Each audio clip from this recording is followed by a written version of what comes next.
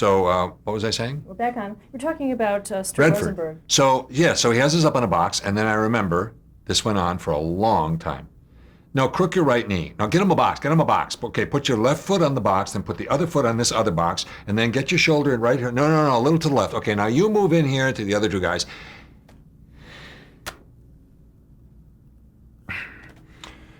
I was just going crazy, and we were uncomfortable.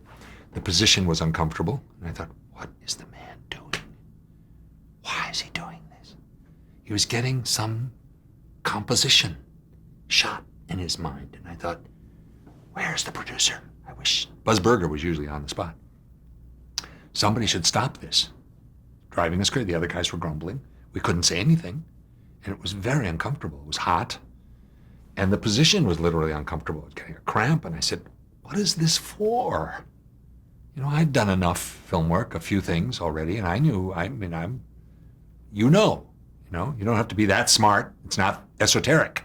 This wasn't anything supremely complex. Anyway, it went like that, and I just had to bite my tongue off and just do whatever I was told to do, and I didn't like it. Then I did an East Side, West Side, and I remember getting a lovely compliment from Moses Gunn, gone now, came to me after this boardroom scene. I was playing Chester Morris, Boston Blackie, way back in the 40s, 30s, 40s? 40s. So I worked with these one lovely, exciting to me icons, you know? I thought, ooh, Chester Morris, oh, Sylvia Sidney. See, my family knew, my sisters knew. Sylvia Sidney, oh, I loved her, yeah. And I really liked that. I thought that was really sweet and nice. And George C. Scott was not in that episode. It was the only one he wasn't in. But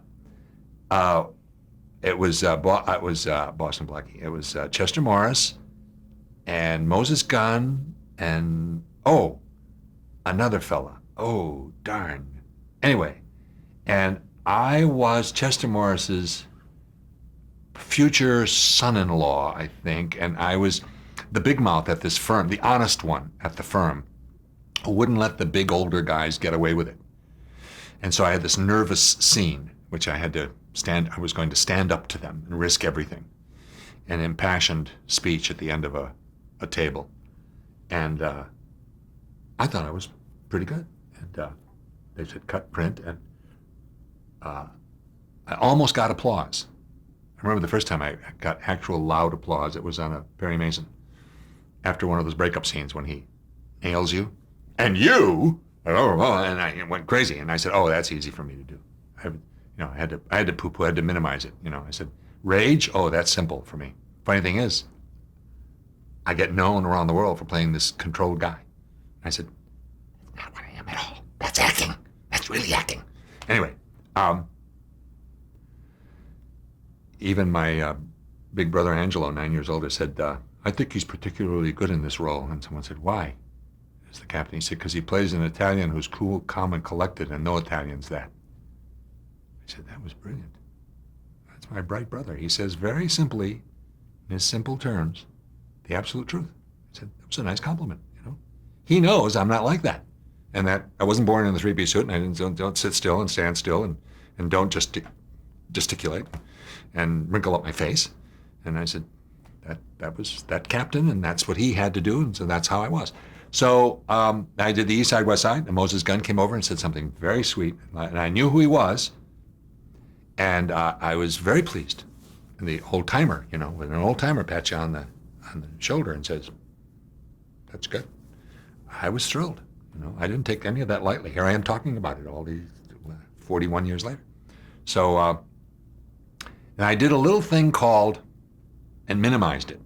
I was always doing this too. Egomaniac with an inferiority complex. I think I still am. I think I'm better. Gotten a little better, but I'm still guilty. Minimize, make large claims, deliver, then minimize again, then make another large claim, really deliver, and then minimize again. I think, why can't I just say, okay, good, that was good, oh, thank you, that was nice, yes, oh, thank you for the prize, Thank you very much. Next, because I always want it to lead to something more. And sometimes it does. Often it doesn't. Very hard having a career. I don't know why we do it. We do it because we can't not do it. It's tough. Nobody knows. No matter how successful you are, it's tough. If they see you as successful, everybody does, they don't know that you have any of these problems or that it remains tough. They think it's easy. It looks easy to them.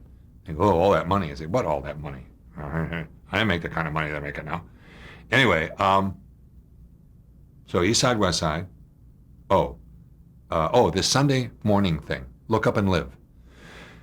And I went and played a guy named Alfred, and I played him like this. And Alfred always had a terrible habit of telling everybody the truth. Would you wipe that? You should really wipe that chicken fat off your double chin. People say, Alfred, you don't have to say double chin. Well, he has a double chin, Alfred. And Look Up and Live episodes all had morals.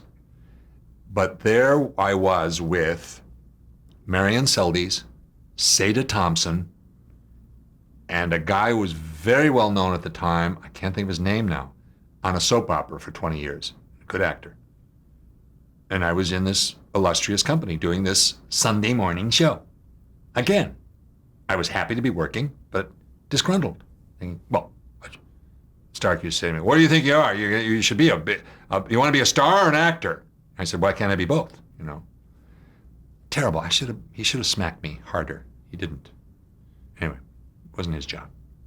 I should have been more mature emotionally because I was bright and fairly accomplished and emotionally immature as every other 23-year-old in many ways, but appeared to be more mature.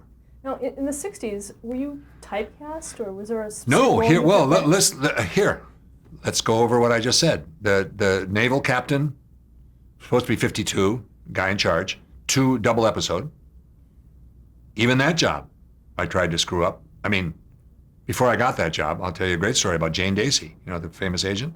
James Dean, George C. Scott, famous for dealing with troublesome, talented actors.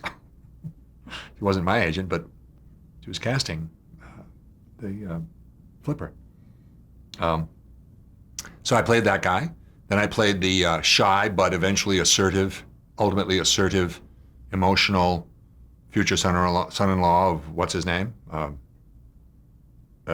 Chester Morris. And the kid, the orphan, who works I think he worked at a bakery. Oh, it just came to me. He worked at a bakery, something about flour. And then there's a fight with one of the Route 66 guys, and we had to stage all that, and that was kind of fun. Patty Duke's boyfriend named Moose comes to the house and wants to date her. And then this guy, Alfred. How was it working with Patty Duke? Lovely. Oh, yeah. She was sweet. She said, get that out of there. And I said, what? And she reached into my back pocket and had a wallet. She said, it looks like a tumor. And I said, oh, you're right. It was showing. It was bulged. I said, well, they'll take care of your wallet. Don't worry about it. And she was very mature for a young woman. And they were all good experiences. People were nice, and, you know, I liked it. I don't know what I thought I should have been doing instead, you know? Something more stupid. That was stupid. So Alfred is the key guy in this story's moral. And so Stark called. It was shown on Sunday morning, of course. I said, well, how was it? And I said, oh, it was all right. So he didn't watch. And then he screamed at me. He was always screaming at me. His voice would go up an octave. You never do it. Oh, God, now what did I do? What did I say? He said, why didn't you tell me? It was really good. I got a call from casting agents and blah, blah, blah, blah, and Mary, and big one. Oh, I just said her name recently. I don't know where she is now. Wanted to meet me, wanted to see me. And when I went in to see her, she did a double take because it was backstage. She was working on some show, and she said, I'll be in the little office. So tell him to come around to the stage door, and they'll have his name and come in. And she looked up and sort of did a double take, and I walked past. She said, and finished on the phone, and then I came back, and she said, oh, God, you're a lot bigger than I thought. I said, I come to think of it, that's where it started. It was way before the series. And I said, yeah, yes. And she said, you're not at all like, I said, like Alfred, you mean? Alfred, the little guy? When they cast me, I said, Stark, why am I being cast in this? He said, well, are you complaining? I said, no, but, well, okay. He said, you're an actor, aren't you? I said, yes. Well, go show them you're an actor. I don't know why they cast me as this thing. It wouldn't have seemed correct. Not me as, well, funny Alfred. But I did that. I mean, they didn't say use a funny voice or anything. I just did it, and they said, that's fine. And, but I was Alfred's very honest and looks you in the face, and he says exactly what he means. And when it was good, they thought it was. And this woman, Marion Doherty,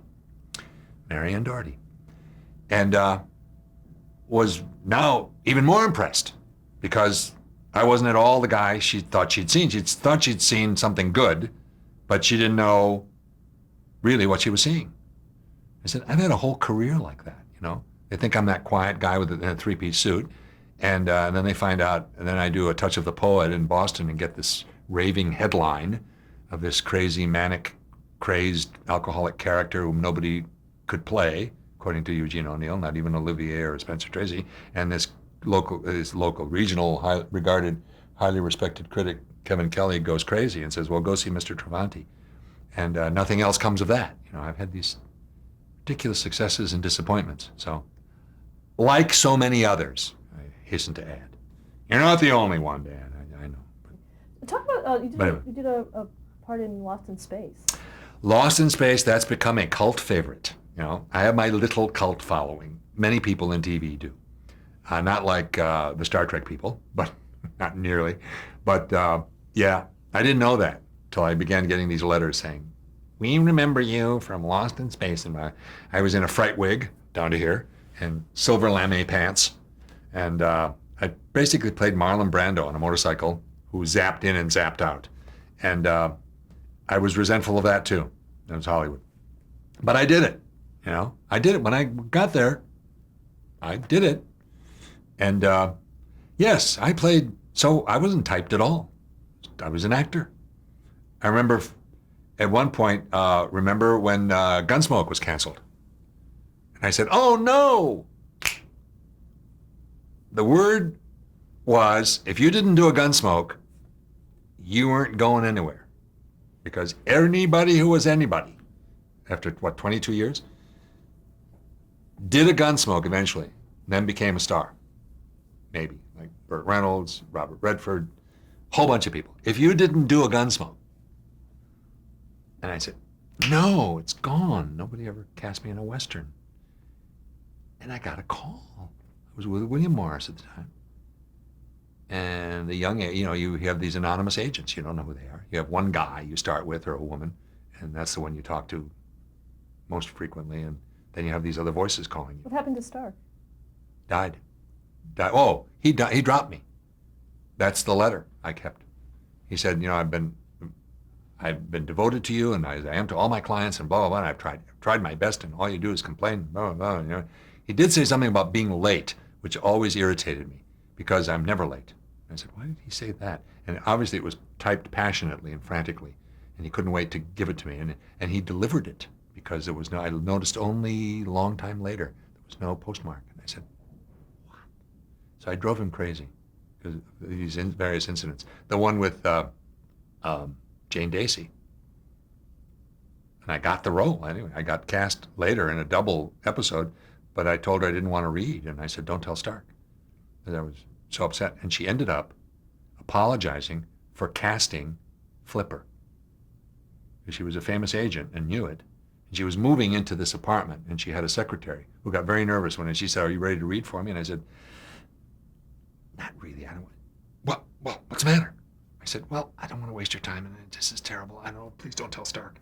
I was like a child. And she ended up, it reversed roles. She ends up apologizing to me, in effect, nervously, for doing what she's doing, and she's only doing this temporarily. And I said, Stark's going to kill me. And the next day when he called and screamed, he said, okay, I have to get to know you two. You know, he's yelling at me. Jane Dacey said, that guy's going to be a star. And blah, blah, blah, blah, blah, blah, blah, blah, blah, blah. And I said, but why did you? And I said, I can't do anything right. I can't be in this business. I don't know how to do it. I don't know how to do it. I don't know what to do. I don't know what to say. And like a week later, so I didn't do that episode, I get a call saying, they want you for a 2-part flipper. I said, they want me? Yeah, it's an offer. Oh, okay. I said, well, see, so I went to audition for the understudy role, 2 different parts, in a thing called The Chinese Prime Minister, starring Margaret Leighton, Alan Webb, who you may not know, and Peter Donat, nephew of Robert Donat, famous movie actor. And I was, 25 then. And it's on a draped set, Broadway. It happened to be the set of Mary Mary. Huge hit. Directed by Joseph Anthony. Big director at the time. Had several hits on Broadway in one period, maybe 2 at the same time. Mary Mary was one of them. And these disembodied voices, in the blackness of the theater. Well, so you ready to read for us? I says, yeah, well, that's what I came here for. And so how old are you? And I said, 25 or 20, maybe I was 24. You're not 24. And I said, how old are you? Oh, I'm so-and-so. Yeah, what business is that of yours? So what do you think of this part, or the play? And I said, well, I think the 3rd act is a little weak. Later, so he has me read. He said, well, go out and read the part. You read the part of the so-and-so, the boxer, or something. And it was English and Irish, and I don't know what it was. I don't know what the hell I was doing. And I went and read, and I came back, and he said, well, read the part of so-and-so. And he said, sit down. And I said, you're not supposed to sit on a draped set. He said, I'm telling you to sit down, okay? I'm giving you permission. Oh, okay. So I sat down. Okay. So we had this, he was being a smart aleck, too. Stark screams on the phone. I say, that was Joseph Anthony! And I said, it was? It was like saying it was Ilya Kazan, I said, well, I didn't know. I don't know. He asked me. Guess what the critics said later on? 3rd act was weak. And Margaret Leighton was wonderful. It lasted a little while. And he calls me again and says, well, they want you to understudy all 3 parts and blah, blah, blah. I said, they do? See, first he screams at me, and it turns out all right. So I was, I was the cause of my own discomfort often. I didn't know what was happening. I couldn't deal with him. He couldn't deal with me. I mean, I could deal with him. He got upset with me all the time. It always turned out all right, but it was emotional. It was like a father and a recalcitrant son, child. And I just drove me crazy. And I thought, I must be wrong. I was just guilty all the time about everything. And I was drinking secretly. Nobody knew. And anyway, where was I? Gunsmoke. He says, they want you for a Gunsmoke. I said, they do? And it was the first time, the only time I worked with anybody with whom I then worked in the series, Charles Hayde. I played a bad guy, the bad guy, really rotten guy. Loved it. I read it and said, oh, it's good. Who cast me? Why did they cast me? Why am I being given this role? I don't know. Don't ask stupid questions. Just do it. And I got to do a handlebar mustache. And he was my henchman. He was the right-hand guy, who did a lot of the dirty work, but I did the shooting. And we were in a jail cell together. And I remember sitting there, and they'd say action, and Mr. Travanti on the set now, and we'd be sitting close by, and I'd go in, and Charlie said to me, I see what you do now. Another actor did that to me on Lost in Space, said the same thing.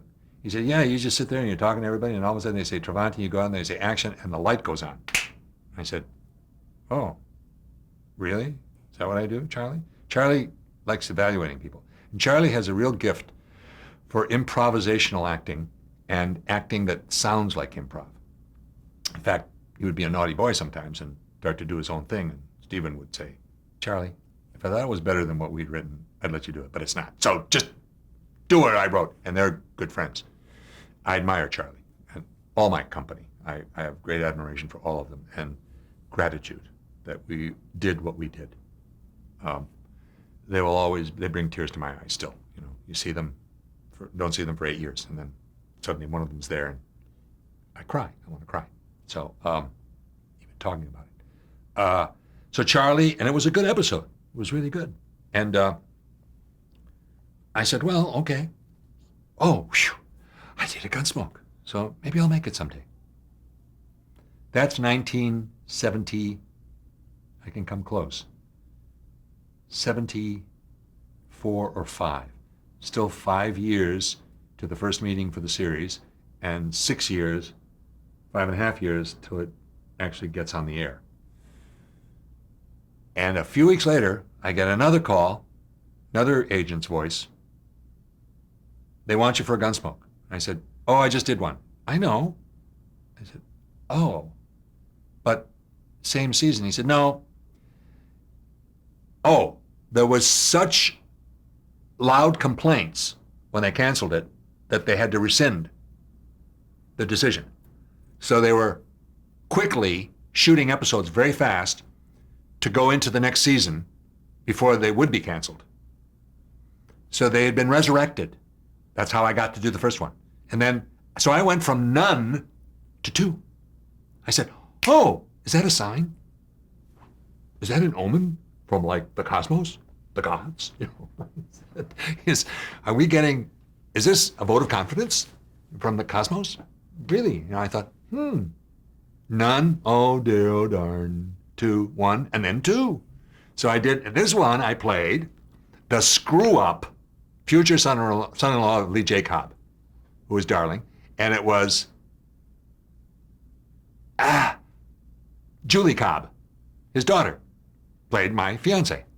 And I accidentally start the fire that burns down the barn or the stable, and it's awful, and I feel awful, and I did a wimp.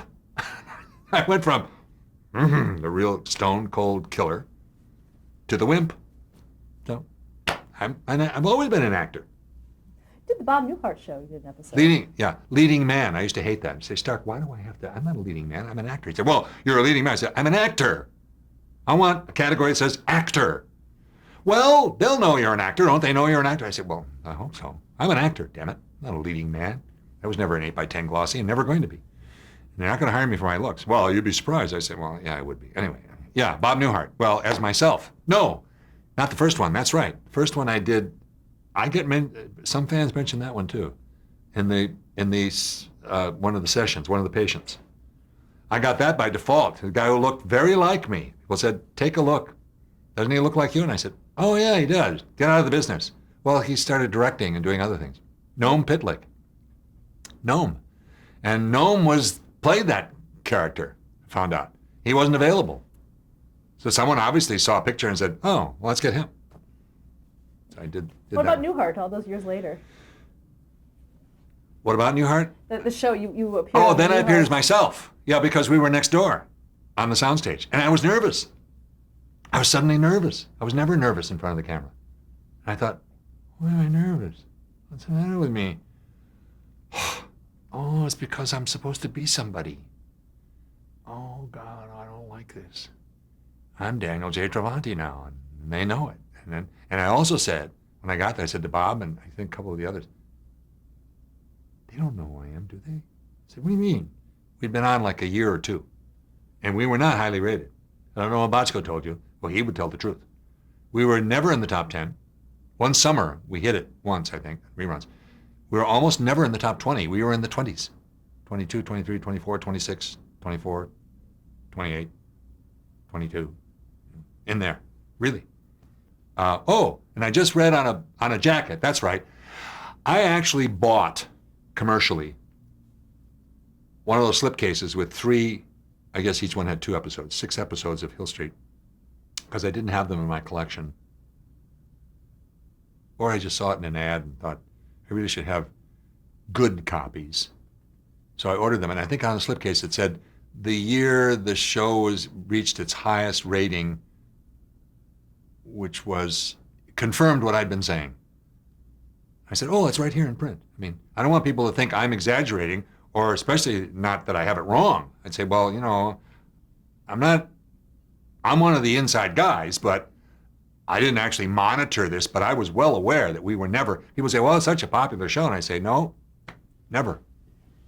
Bonanza and Dynasty in Dallas were these shows. We were not anywhere in there at all. We were just the most celebrated, most honored, most respected. So back to Newhart. Anyway, so I get to be me, right? And I'm nervous because it's really funny. Suddenly, it's hard for me to audition. I used to be the world's best auditioner. Well, all those times I went and people hired me. And Stark would say, just go seduce them. You're good at that. And suddenly I couldn't audition anymore because I'm Daniel J. Travanti. Whatever that is. I don't know who that is anymore. I only know I'm the same guy inside. They don't know that. And you're suddenly self-conscious because they expect something. Ooh, look who's here. What, look who's here? Hello. I'm the same guy who always walked in. When I was 23, I was the same guy as I am at now 64. I said, I still feel this same guy. Just cast me. Then say action. And, you know, let's rehearse and you'll be happy. But I can't. My favorite line has become, I can give you a great performance. I'm no good at samples. Just no good at all. Sorry. So I'll go home. Well, no, hold on. If you're going to give me the role, fine. If not, I'm sorry. I can't do this. I'm not sorry. I mean, I apologize to you for your time, but I just can't do it. So if my previous work doesn't speak for itself and the reputation, and then I'm screwed. I'm sunk. Too bad. Anyway, but have a good time and make a wonderful whatever you're making. So I go on and I said, they're not going to know who I am. And he said, they know who you are. So, of course, you know, you do that live. You know how they work. And they said, and ladies and gentlemen, and I walked on. Oh, it was supposed to be a surprise. So we're rehearsed it, of course, and the audience knows. So they know you're going to be there. And I walked in and there was this thunderous ovation. And I said, then I was even more nervous. And I said, well, this is what you wanted, fool. I mean, isn't this what you work for? I love standing audiences. Boston, they even stood in Boston where they don't stand after Touch of the Poet. And, but I was nervous. I said, it's easier to play somebody else, you know, I don't want to be me. I mean, easy for me to do interviews, but to go on as a character who is Daniel J. Travanti, I'd never done that before. Never since, so unique experience. You know Strange. what the premise was? It was at the inn. Remember, they ran an inn, and they made a reservation. They couldn't believe that it was Daniel J. Travanti actually making a reservation or something. I don't remember. Okay. Some cute little, yeah. Okay. We'll stop here to change.